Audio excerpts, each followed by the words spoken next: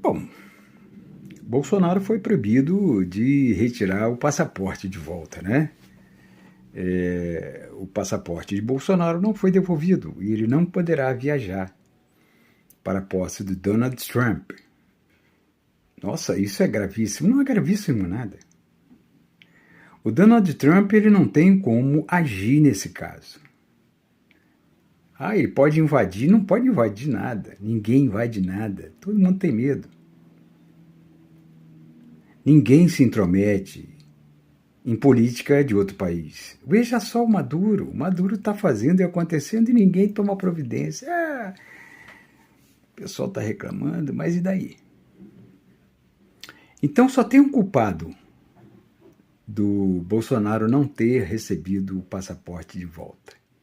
O culpado é ele mesmo, o próprio Bolsonaro.